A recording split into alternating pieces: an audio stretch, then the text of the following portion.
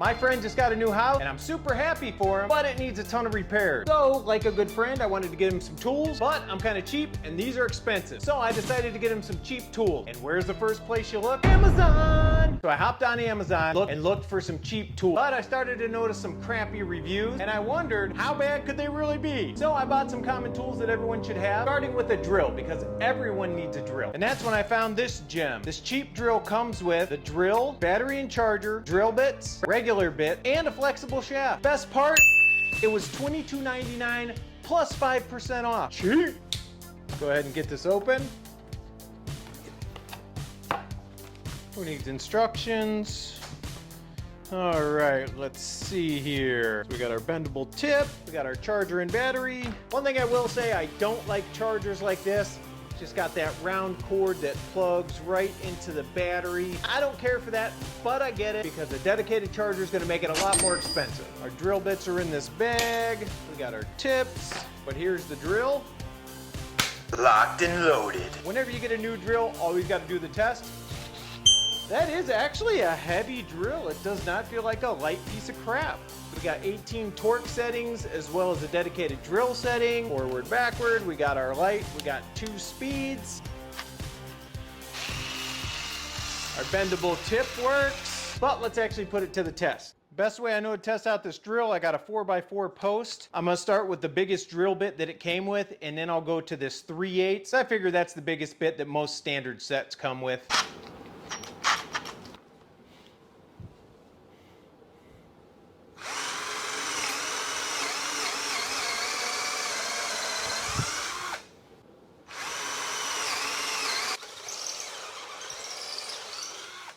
All right, so that's 6 holes with that bit. It is slowing down a hair. We're gonna try the bigger bit, but I am not confident.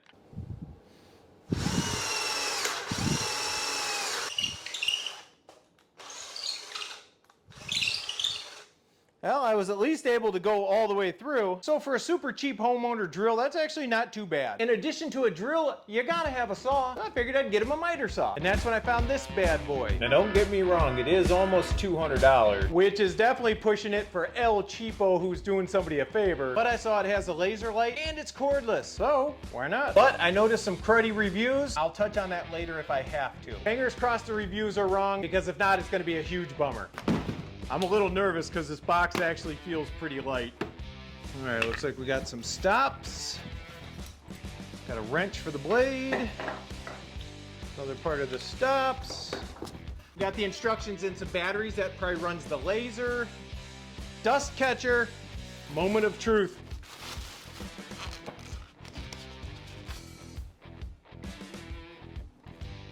How did they get that styrofoam in there? I got this piece of styrofoam in here. I can't get the dang thing out.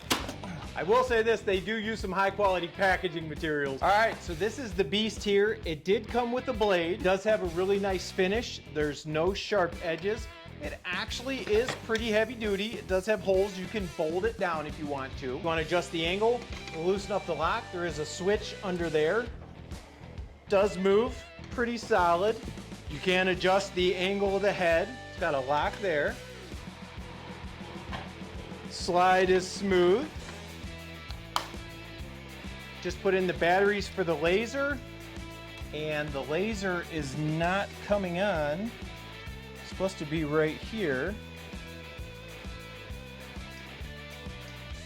Yeah, the laser is not turning on. And I also noticed there's something super important that's missing, which brings me back to the reviews. If you click here on the reviews, you'll see a bunch of 1 stars, like this one here by Harry or Hurry. Cheaply made and no battery. Liz, saw came without lithium battery pack and charging cord, making it virtually worthless. David E, it says it comes with a battery and charger on the box, but nothing in the box but the saw. Not cool. So how the heck are you gonna use the saw if it doesn't have a power supply? So based on the false advertisement and the fact that the laser isn't working, don't buy this junk. And last tool, everyone's favorite, a tape measure. You always gotta have a tape measure. I found this one, and at the time I found it, it was 21% off, so it was under $5.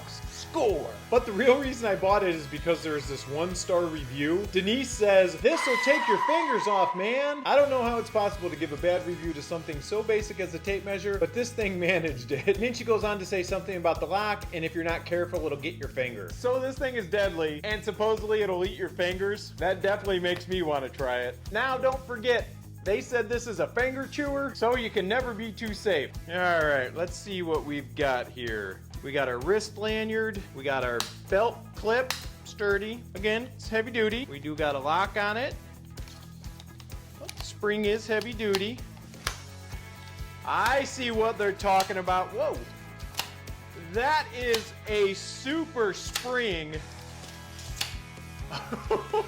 So if you pulled it out to measure something and that lock didn't engage all the way and you weren't paying attention and you had your finger right here, I could see that thing getting you, because that has one heck of a spring on it. Holy smokes. It does have good solid writing on it too. Let's see how accurate it is. The way I'm gonna check it is I'm gonna make some marks with my Stanley Fat Max. I'm gonna use this other cheapy tape measure, and then I'm gonna use this one. We'll compare them. All right, we'll start with the Stanley.